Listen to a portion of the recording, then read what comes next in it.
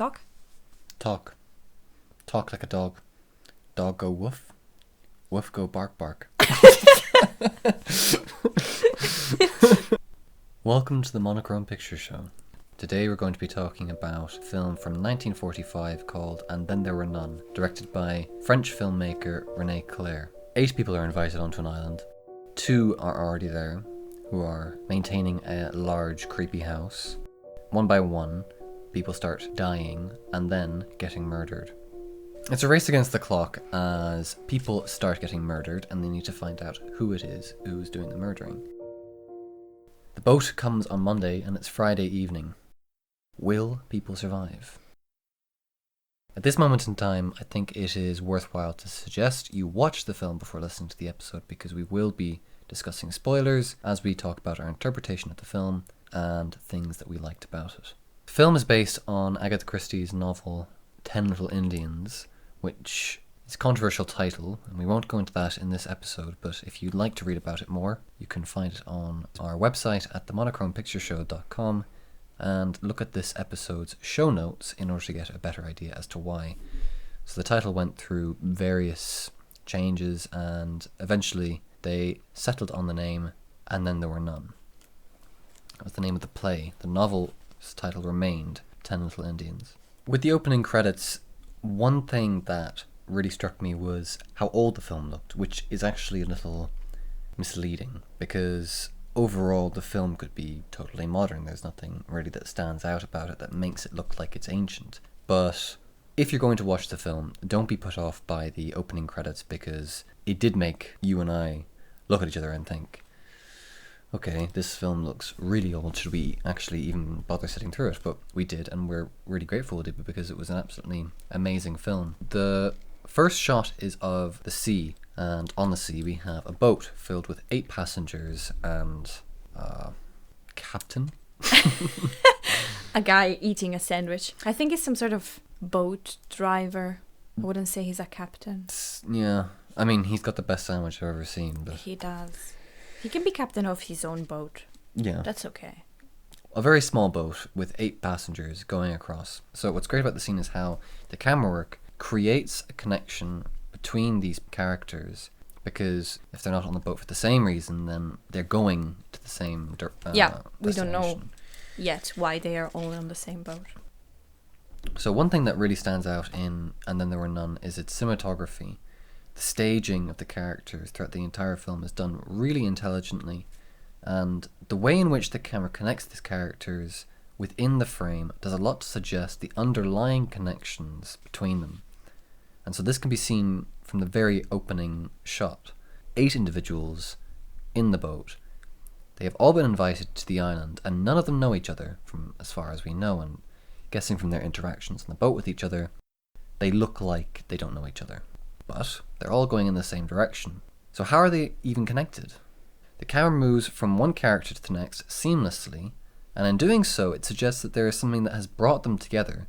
We have a close-up shot of Philip Lombard, whose face is then covered by a woman's scarf as it is caught in the wind. And Vera Claythorne retrieves her scarf, and then the wind blows it onto the man sitting on her other side, Dr. Edward Armstrong. As Armstrong shuffles, he knocks his bag onto the Judge Quincannon, who is sitting on his left. The judge's hat is then caught by the wind and blown onto the man sitting opposite him. This chain of cause and effect continues all the way around the boat until we have seen all 8 characters connected by their actions, but also connected by something else. However, what that connection might be remains a mystery for now. Did anything strike you in the scene besides the delicious sandwich of the captain? I love this shot of the guy eating the sandwich so much that I put it in the cover for the episode. Yeah. I love it. I love the establishing shot of the mansion. They took inspiration from that house for Knives Out. Did they? They did, yeah. It's funny, I suspected the same thing. Throughout the film, the house almost becomes a character as well. When it gives the establishing shot of the mansion, the sea is breaking off against the cliffs, and that's something which really sets a mood for the film. René Claire, he cuts to the sea a lot, and I think that he does that because it highlights the turbulent nature of everything that surrounds them, despite the fact that 9 of the people on the island are totally innocent of what's happening. They may not be innocent people in general, but of the crimes that are being committed on the island in that moment in time, they are innocent. However, it's chaos. No one knows what's going on besides one individual who's very meticulously plotted out the weekend for his guests. Besides that, no one is really sure what's happening, and the storm is raging around them, and they're all just trying to keep their heads above the water. There's an interesting line that's said at some point by Dr. Edward Armstrong, where he doesn't drink alcohol at the table. Prince Nikita turns to Dr. Armstrong and he says, "I see that you're drinking water." And he says, "A little water never hurt anybody." At the end of the film, we see that actually water does hurt somebody. It hurts Edward Armstrong himself. The violent water that is surrounding the entire island and them is the only thing that's keeping them from escaping. In that sense, the sea around them, I think it takes on a personality of itself as well. Absolutely, I agree. The elements and the island are part of the plot, like actively part of the plot. I think René Claire did it on purpose in more than one instance, like use the waves as canvas to show the title. That's pretty cool. That is pretty cool. And you are right, the first shot, it looks older than the rest of the movie. And not that there's anything wrong with a really old movie, but it can be off-putting if you have to follow the plot or the voices, perhaps. Funnily enough, I remember the first time we watched this film, the audio did strike us a little bit, but having rewatched it, I can't remember what our original opinion was on it. I do remember watching it though and thinking the audio could have been fixed a little bit. Yeah, they've actually restored it and colored it, but I couldn't find the version. No way. No. I'd And love it to looks, see it. I've seen some pictures of it and it looks really cool. So I suppose the audio is also going to be better. Yeah. Although probably you lose a lot of what made the film really, really expressive if you put it into colour. Yeah. I think, because the black and white makes it so ominous and foreboding and Eerie. yeah, it just takes on this presence, and yeah, I think eerie is probably the best word to use. The scene of Quincannon and Dr. Armstrong in the game room when everybody disappears and the light is flickering on and off, on and off. I think if you took that moment and put it into colour, you'd lose a certain quality that was captured in that scene. Mm-hmm. I agree. As you mentioned, the lights flickering, that's another instance of like the house being part of the plot. Yeah. If we talk about how this movie, for example, influenced other movies, then The Shining is entirely shot from the perspective of the hotel. Yeah. I think in regards of And Then There Were None, a lot depends on how they structure the scenes, because as it's so old, it borrows from theater staging a lot. Yep. The setting becomes active in the sense that it interacts with the spectator, and the actor uses the space to convey whatever or to bring the plot the plot forward. Also, there's a direct interaction with the camera. Yeah. Which you don't see that much anymore. Maybe you see it, but in a different way, like in a more intimistic, introspective. I look in the camera, the spectator knows what I'm thinking. But in this film, every single character actually introduces themselves to the camera. I don't know this for sure, but the impression that gave me was an attempt to make the spectator part of the 10 victims. From the beginning on, you are stuck with them on the island and there's no escape. And that's kind of like the beginning of it. It's like, okay, nice to meet you. This is me, this is you, and now someone's gonna die. Funny, I hadn't thought of that. I did think that the way the characters introduced themselves mirrored that of a pantomime. So there is a bit of a tongue-in-cheek interaction with the audience, but I wasn't quite sure what the function was of it. I didn't get the feeling that I was being invited to be a part of the murder mystery, but more so that it's a tongue-in-cheek reference to the characters being established in these murder mysteries, because if everybody's a suspect, you have to know enough about each character in order to suspect them. So the film does this a lot. It introduces General Mandrake, and he stands up very, very dramatically, and he says, "My wife is dead, sir." And you're not quite sure why he's saying that. And then it turns to Lombard, and he doesn't have the right suitcase, and you're wondering, well, why doesn't he? We see Dr. Armstrong drinking in his room, and he quickly hides the bottle. So you know he's hiding his alcohol problem, but does he have something else to hide, perhaps? You get the feeling that every single character has something to hide. Even before something actually happens, you don't trust anyone. No. Even though they are, polite and decent people, the judge, like, cracking jokes and stuff like that, having this, like, atmosphere of, well, yeah, okay, we're all here, we might as well get to know each other. They're all reserved But and a little shady. Standoffish, exactly.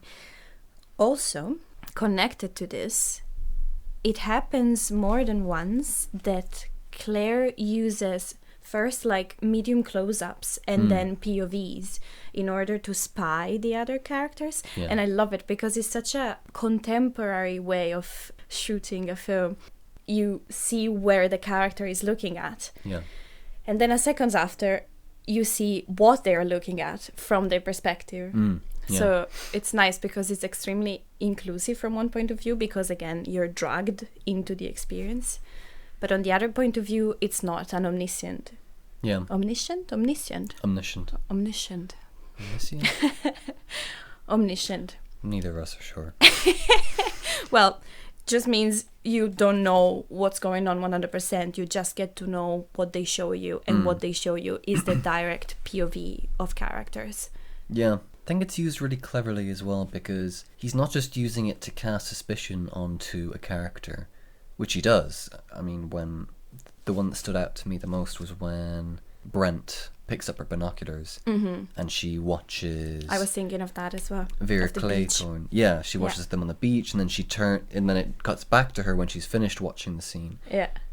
And she turns to spy on the men over on the other side of the island. But what's really clever is that it doesn't just cast suspicion onto Brent. It also connects these scenes really seamlessly. It doesn't feel like there is an uncomfortable break in the action. It doesn't feel like there is just this plot-driven narrative where you're cutting from one scene to the next, where it's a hyper-narrative structure. It is incredibly fluid connection of moments which ultimately all become important and all hint at something. The film is full of foreshadowing or hints as to who the killer is, and only watching it for the third time did I see, I think, all of them, and only because I was watching it meticulously I was thinking, okay, come on, there's got to be more to this scene. Yeah. And in all of the scenes there is some reference to who the killer is. Lombard says Owen's hand is plain to see. Quincannon has his hand on his hat. Exactly, that's what I mean. Yes. That's cool. It is, yeah. It's really clever, and some of them are even harder to spot because something is said completely, it's like a throwaway comment, and then later on it seems important, but that is itself is hidden. Like, so for example, the reference back is hidden by something else. There's a moment when Lombard looks out onto the rain, and he says, well, if Mr. Owens is out on the island, he's going to catch his death of cold. And someone says, well, I certainly hope you're joking. And he says, well, the best way to discover who Mr. Owen is now is the first one to sneeze. About an hour later into the film, they come back inside, and Quincannon sneezes because they've just been out in the rain, and Dr. Armstrong immediately comes up and says, oh, you should be careful, you're going to catch death of cold. It doesn't seem relevant at the time because it's buried, and there's a lot of talk about who this person might be that you kind of forget about the small details which aren't talking about who it might be. This relates quite directly to Agatha Christie's, they're called blockers. Yeah. It's basically, she does this thing where she drags the attention away and then hints upon. Because in her thrillers, the killer always makes sense, like who the killer is always logical and rational explanation, but somehow the majority of people don't get it in the beginning. And that is because she does this really clever thing of like hinting upon it, but then diverting your attention. And it's something that Claire kept in his directing style. Yeah, absolutely. I think actually rewatching it, I noticed how each time they started to suspect somebody of doing the killing, that person turned up dead next. Yeah. So it was, and you can just tell that Quincannon loves playing the game, and he's just reveling in the fact that he is both killer and orchestrator. He is the master designer of this evil plot, and also the very enthusiastic player. He's loving it. Yeah. He casts suspicion onto everybody, even when they're dead. Yeah, he plays detective. Yeah. Like, and that is extremely confusing. If you don't know Yeah. that it's actually him, you even empathize with him, root for him, saying, "Oh yeah, this guy is gonna figure it out." Yeah. But then there's the scene with Armstrong and he in the... There's a scene with Armstrong and him in the games room, which again, at that moment you think, it's one of them. Because the two of them start bargaining with each other for their lives, and you feel like you're watching a deal with the devil taking place, but you're just not sure who. Quincannon says, "Look here, Armstrong, if it's you, just tell me and I'll stay out of your way." Yeah. Armstrong turns around and says, "Look, if you're killing them, I won't tell anybody. I'll even help you if you let me live." Yeah. The two of them are desperate to get out of it. Quincannon is totally in control. So all the fear that he's putting on is totally a masquerade. He's not at all fearful for his life. He says at the end he needed a respectable fool who he needs to form an alliance with. And he preyed upon Armstrong because he knew that he was fearful of his life. And it's a really, really powerful scene, but also quite an unsettling one, because Quincannon is a sick individual who is reveling in the fact that he's got all the power in the world on this island, because He does. he does. Yeah. The island does become its own little world for those 3 days. Wow. Can I just say, it was the first time that I've seen a film with Barry Fitzgerald playing the evil character. Yeah. Because recently we watched Bringing Up Baby, where he's just comedic relief, isn't he? Yeah. And, well, The Quiet Man. Yeah.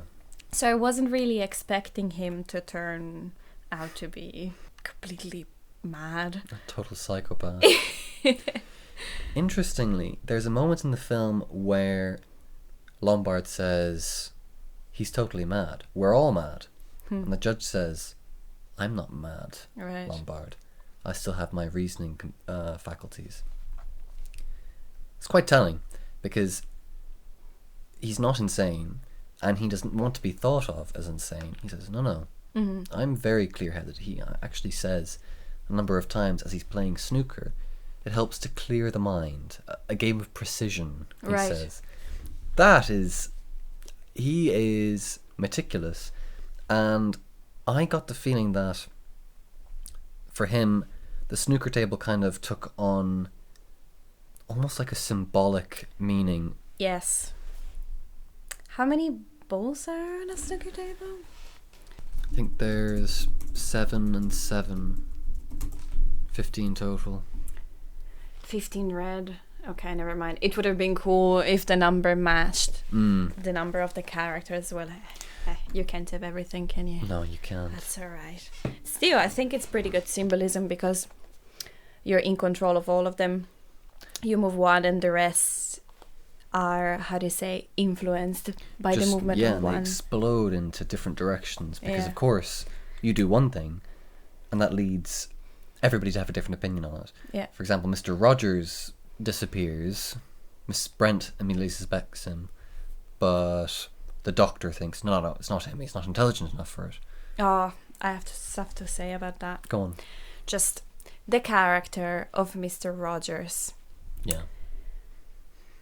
Both times we watched it, it really made me reflect upon two things. For one thing, it really showcases a classist type of society. Yeah. So he's the servant at the beginning. So Mr. and Mrs. Rogers are there before everybody else. Yeah. They clean the house, they cook, they bring drinks and whatnot. They're properly like the butlers and the servants.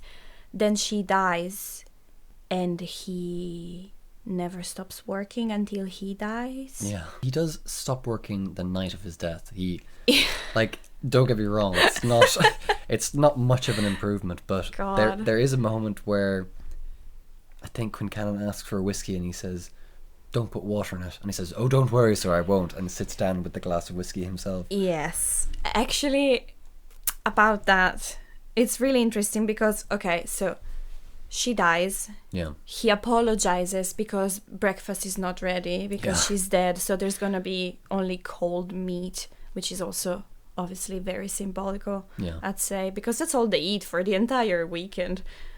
He apologizes for that. Then they all start doubting him while at the same time saying, no, he's not intelligent enough. And the fact that he's not intelligent enough, of course, depends on his role and on the shape of his head, this is because of like a medicine discipline called phrenology. Phrenology, which is not... Totally discredited. Exactly.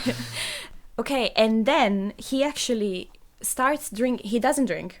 He starts drinking when he wants to prove that he didn't poison the drinks because everybody starts saying, oh, actually, you could be the killer. So he starts chugging drinks. Yeah. And then, you're right. He stops serving and actually starts drinking the drinks that he prepares for the others. But while he is in the middle of losing his mind, he says, I won't be making any dinner. Yeah. And it cuts to him completely shit-faced, bringing dinner to the table. Poor Mr. Rogers. And then he sleeps in the shed. Wasted, alone in the shed. And paradoxically, he's very safe in the shed. Yeah. It actually struck me as one of the most... It was a really, really eerie moment where they all come outside the shed and he picks up an axe. Yeah. Because for him, he thinks they're coming outside to kill him. Of course, because he's innocent. He knows he's innocent, and they aren't sure, but that doesn't matter. He picks up an axe and he is ready to fight. Yeah. And I suppose perhaps you could link that to a classist thing, that perhaps he thinks, oh God, they're coming to get me. I'm the poor, even as downtrodden. A scapegoat. Yeah, exactly. Mm-hmm. But of course, it could easily just be a matter of they think it's me, they're going to try and come and kill me now. But there is quite a lot of, I feel like, very, very deeply, like in the deep fabric of the story, there's classist critique, because there's moments when Mr. and Mrs. Rogers are fighting in the kitchen, and it's clear that these two don't get on well together. I think Mrs. Rogers drops food onto the floor. Mr. Rogers and she begin picking it up. Mrs. Rogers perhaps providentially says, what they don't know won't hurt them. Right. Could you pick a more ironic aphorism to use for the film? It's just totally not the case, because they don't know who the murderer is and it's hurting them. It's the thing that hurts them the most. Yeah, of all the things. Not the food that they dropped, but the fact that they don't know something is definitely coming back to bite them. And then Mr. Rogers follows it up by saying, we all have to eat a speck of dirt before we die. And said like that, it sounds like, fuck, he killed them all. Mm-hmm. But number one, he didn't. Number two, Claire films it, as we were saying earlier, he films so many conversations throughout the film which have these lines thrown about that they don't feel menacing after a while. It just feels like all of them are slightly malicious. Yeah. They may have malevolent intentions, but you don't think that all of them are acting on it. So even though he says everybody has to eat a speck of dirt before they die, and you could immediately think right down there, all right, no one's been murdered yet, but he's going to be the killer. Yeah. You don't think that. Well, I don't know. I think at the beginning he is the red herring. Yeah, the number one suspect, even before anybody dies. I think they just make you feel that way, but it's because of the butler trope. The butler did I think they yeah. play on it. Because then, actually, in the shed scene that we were mentioning a second ago, in that moment, you know he's innocent. Even if before you had maybe some doubts. The moment he's alone and he picks up an axe because you think, fuck, they're gonna kill me now. Yeah. You think, okay, it's not him. And you already knew it wasn't him, but then you have kind of like the ultimate proof. I wanted to say something else. One last thing about poor Mr. Rogers, who is played by Richard Haydn. He's really great, that's what I wanted to say, because he's being used as a comedic relief. He does an amazing job being the comedic relief. He has, I think his way of acting does borrow from theater as well. If you think about when he's getting drunk and he says, okay, I know I have to go sleep in the shed, and throws the glass in the umbrella holder. How do you say? Umbrella stand. That cracks me up every time, because at that point he doesn't give a fuck anymore. Yeah. Just like, the thing is that all the other characters gang up together at a certain point, either in pairs or in little groups, aside from the old lady who never trusts anybody. But Rogers is always alone. From the moment his wife dies, he's always alone. So there's this odd overlap that I think Richard Haydn conveys really masterfully. He's the comedic relief, but he's also the most tragic character in the entire movie. And also, you could argue, a sinister presence. For sure. There's a scene when Bloor, the detective... Well, actually, the scene that precedes this is interesting in its own right, because Bloor, Armstrong, Brent, Quincannon, Lombard, and Claythorne, they're all sitting in the living room. And they're all looking at each other. And Bloor actually does the most dramatic rendition of what it looks like to be suspicious of people, where he's really obviously rubbing his chin and squinting his eyes, and he's trying to work out, who could it be? And in that moment, I felt like the characters are turned into the audience, because that's exactly what we're doing throughout the entire film. It's just made incredibly obvious in that moment. So Bloor then thinks he has an epiphany, and he runs into the kitchen and he turns to Mr. Rogers, and he's quite obviously accusatory until Mr. Rogers turns around holding a huge knife in his hand because he's been preparing dinner. So he quickly changes his tune and he says, "Oh, I was just wondering what you're preparing for dinner." He says, "Cold meat." And Bloor says, "Haha, okay." And then Mr. Rogers follows it up with, "How many will there be for dinner tonight, Bloor?" And he says, "Well, I suppose that..." "Oh. Yes, I see what you mean." Quickly disappears out of the room. God. So Mr. Rogers is both comedic relief, tragic character, and sinister presence throughout the entire film. He's my favorite character in the film, with no doubt. Yeah. If I could pick a favorite character, I do think Quincannon is super interesting. Like it seems like he is getting off on the power of it all. He is the snooker player who enjoys his game of precision. I do get the feeling that he enjoys playing the game. And Agatha Christie, in her autobiography, she wrote about being a nurse working underneath a doctor who was a little bit incompetent, but very, very unpleasant to work with. He was apparently handsy, which put a lot of women off being in the same room with him. She said what really made him eerie was the fact that he came across as childish. And there's a section here that I highlighted because I found it really interesting. So Agatha Christie is stuck in this room with the doctor. All of a sudden, this doctor walks up to her and takes from out of his pocket a dark-coloured lump, and he shows it to her, saying, "Do you know what this is?" And she says, "No." And he said, "It's curare. Do you know about curare?" And Agatha Christie said that she'd read about it, and he said, "It's interesting. If you take it by the mouth, it does no harm at all, but if it enters the bloodstream, it paralyzes and kills you. It's what they use for arrow poison. Do you know why I carry it in my pocket? Agatha Christie says no, and she's, at this point, a little bit concerned about where this conversation is going. And he says, well, you know, it makes me feel powerful. And she writes, I looked at him then. He was a rather funny-looking little man, very roundabout and Robin Redbreast looking, with a nice pink face. There was a general air of childish satisfaction about him. And it's just like Queen Cannon. He is playing a game, and he's loving it because he feels powerful. It's interesting. I see what you mean. It's amazing how she manages to describe, or convey rather, a feeling about people in such a simple and linear description. I love her. She thought that the best nest for the creative process is being lazy. How so? She just said that when you're lazy and when you actually let yourself be bored, the best ideas come up. Okay. And that, together with the fact that during the war she was really scared of being of her house being destroyed because of the bombs, that she would prevent that from happening because she didn't want to stop writing. Yeah. So she would start writing, and then as the bombing got worse and worse, she would wrap a pillow around her head, said, okay, I'm good to go, and just start writing again. She was a really cool character. So she wasn't distracted by the sound of the bombs? She thought, okay, the pillow on my head is going to protect me.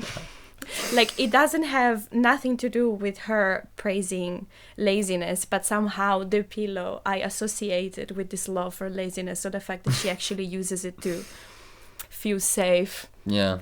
While she's writing. I don't know. She's a cool character. I like her. You like her a lot. Well, one thing that I really, really loved about the film was the use of deep staging throughout the entire film. So deep staging is when things at the very, very end of the set, or at the end of your shot, are in focus, but so are the things at the beginning of your shot. Throughout the entire film, there's a lot of deep staging taking place, and the use of doorways especially, and also keyholes. So keyholes are used often in order to cast suspicion onto people, either the people inside the room or the person looking into it. But doorways especially, they connect rooms, and they usually have characters on one side of it, another character walking in looking suspicious, and everybody is in the frame. The effect that gives, I think, I'd say the effect it gives you is one of claustrophobia, because no matter how big the space is, you feel that the killer is within the frame. Everybody's watching one another. Everybody's doubting each other. Relationships are built on incredibly fractious grounds, and then before you know it, they're completely broken because you can't trust anybody. A piece of information comes up, and what do you know it? Now you're friends with the killer. But the deep staging, I think that it's so effective because you see a lot of things happening in the scene, but you're not quite sure what it is you should be paying attention to. Right. Or what character. Again, this is one of her blockers. Too much information. Yeah.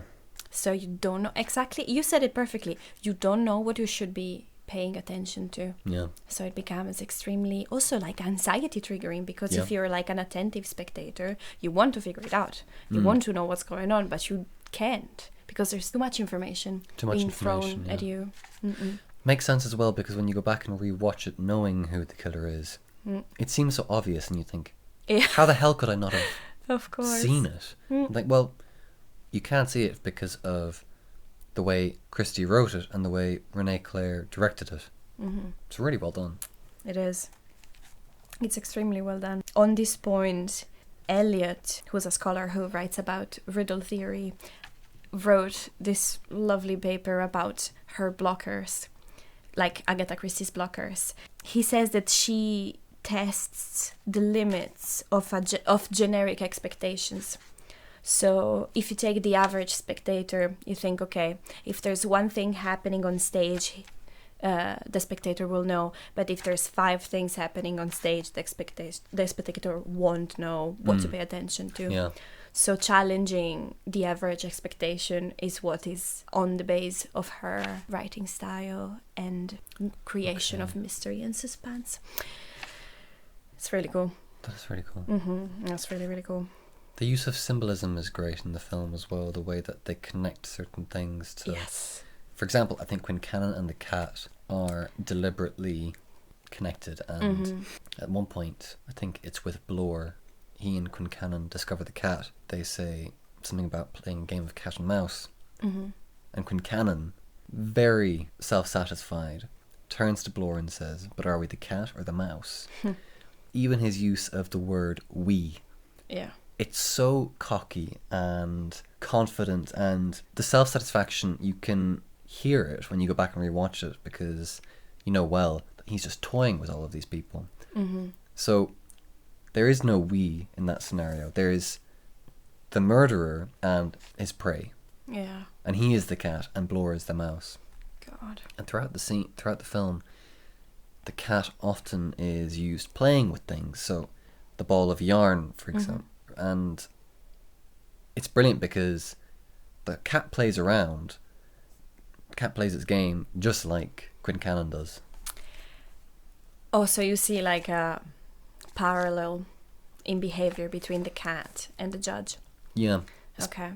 It's interesting as well when Quincannon is supposedly dead. The cat still walks around very happily. And to me, I read that as a suggestion that the killer is still around. Like, the cat is still at large. Okay, I see. I didn't think of that. That's super clever. I saw the cat more of a manifestation of what I was talking about before, as in the mansion being an active component of the story. So the cat, the flickering lights, the yarn. Yeah. In the scene, there's this yarn falling from the first floor to the ground floor, and it enters the frame perfectly in between 2 characters. And remember that? And that's a way, for me, that's a way in which the director hints upon the fact that something happened upstairs. And from another point of view, it's the house hinting, you know? Yes. I kind of like to think about non-human or living aspects of the film having an active role in the story. Yeah. And I think because of its like theatrical, how do you say, not genetics but heritage, I guess. Yeah. There's many aspects of the movie that can be related to this. For example, when Rogers dies, and they call him, there's this amazing rhythmic sequence. They call out Rogers, and so they say Rogers, and then there's a door slamming, and then again Rogers, and then the door slamming again. So it's so rhythmic and perfect, but the sound doesn't come from a human source, and it doesn't come from a stage source. It's just the door slamming, but the door slamming represents the fact that Rogers is dead. Yeah. Or even at the beginning, when they say, at a certain point, someone just says murder, and then there's a thunder right after it. It's Quincannon as well. Ah, there you go. That's perfect. But that, to me, shows how the island, there's almost like a powerful and merciless entity on the house. Yeah. But that is manifesting perhaps through the house, but not in a paranormal way, but just in a symbolic, I guess, as well as aesthetic way. Something that happens as well in Knives Out, by the way, with all the secret doors and just all the props that are used throughout the movie. I think that, so the lightning and the thunder behind Quincannon, as he says, actually no, it wasn't murder. That wasn't it. It was or maybe it was, but I think it was murder. Was it? Because I thought it was when Quincannon says, "Mr. Owen is one of us." Thunder. Oh, maybe it happens more than once. It very possibly could. It immediately made me think of, okay, so this is where the thunder and lightning trope came from in those mystery films, Yeah. which is beautiful to watch because It's amazing. it's done. You're right. Like, it does feel like this film borrows so much from theatre that it has taken the theatricality from stage productions, and it's so embedded in its DNA that some moments just feel unbelievably over the top, but you love it because Yeah. it feels totally at home. Yeah, It's absolutely. brilliant. It's very not available, but accessible Yeah. for all the people who not even know much about theater, but just watched some plays. Some stuff is okay. I understand what's Yeah. going on. It was adapted from From a play. Christie's stage play of the novel. Yeah. Yeah. Oh, it's worth mentioning as a fun fact that she changed the ending. Yeah. Remember, at the beginning, the play ended with everybody dying. Yeah. I Yeah. read the ending of it today. Actually, it was really dark. That's the first book I read. Like like Christie real or book. in general? No, in general, like the first, if you want to call it, grown-up book. Okay. But I yeah. was still young enough. I think I was 8, Mm. and I read it. Everyone dies in the Everyone end, yeah. dies in the end. And I was reading that she changed the ending of the play because there was war going on and she thought it might be too bleak. So she wanted to entertain rather than give the spectators the ending that she initially envisioned. God, it was too bleak for me today. I read it and I thought, Jesus Christ. It is really bleak. The way that she writes... Yeah, no, it's... The way that she writes the ending is incredibly unforgiving. It's just dark. the murderer not only gets away with it, but condemns everybody to die. Yeah. And even though Vera Claythorne is still alive at the end, he leaves her no choice but to hang herself, and so she just says, okay then. And he also blackmails her emotionally because he in the film it's different. They use a different backstory for the character. In the book and in the play, Vera Claythorne is not the most innocent of characters. She drowns a child out at sea in order to help her lover inherit a large fortune. In the film it's not that at all. She takes the blame for the death of her sister's lover. Yeah. I think I can't remember Something why. like that. They made her and the detective more innocent than the others because in the end, they survive and everything. So I guess it felt more balanced. But in the book, no one is a good person. Nobody's a good person. I think they did that very well though in the film as well. I mean, you're dead right. In the book they're far worse, but so many of the characters are completely remorseless about what they've done. They are really, really bad people. The old lady. The old lady, she was especially. God, she was awful. But so was Prince Nikita. I mean, he ran over 2 people and was like, oh well, they died. Oh yeah. Crying shame. Yeah, I forget about him because he dies so quickly. Plus he's supposed to be Russian. He sounds Italian. Yeah, he did not sound Russian. Yeah. I actually, it was only the last time I watched it I thought, wait, he was supposed to be Russian? Yeah, I only knew because of the name. Mm. But otherwise he sounds a little bit like me. No, he doesn't. I especially liked the line by General Mandrake where he said, "No boat will ever come. Oh, We're yeah. here forever."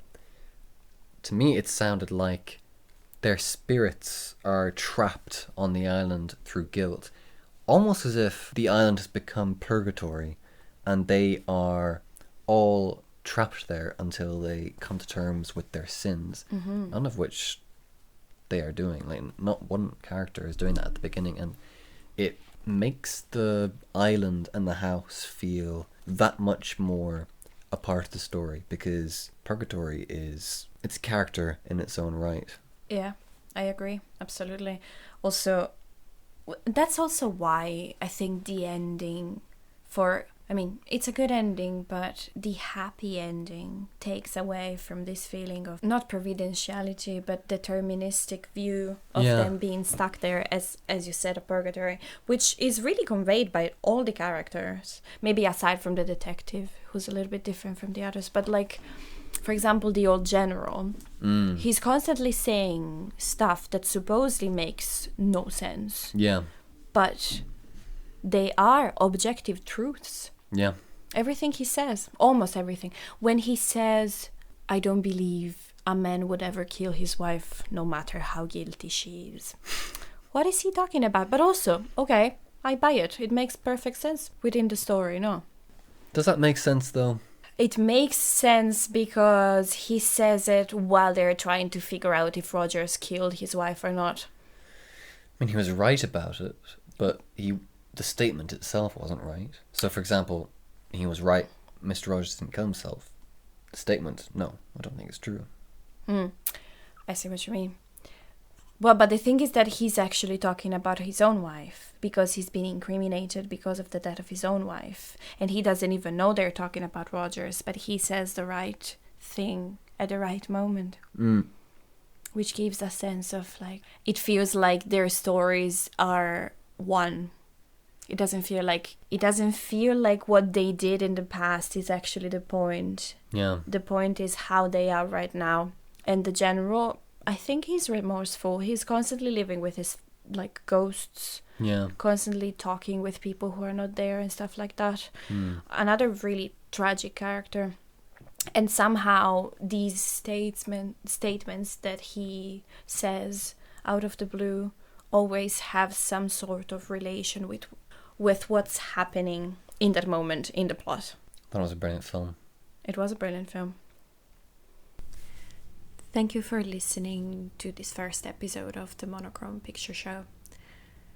As you can tell, the structure is a little bit spontaneous because we're learning as we go. But please do check our website, check our content, listen to our episode next week. I hope you enjoyed our podcast. Talk to you soon.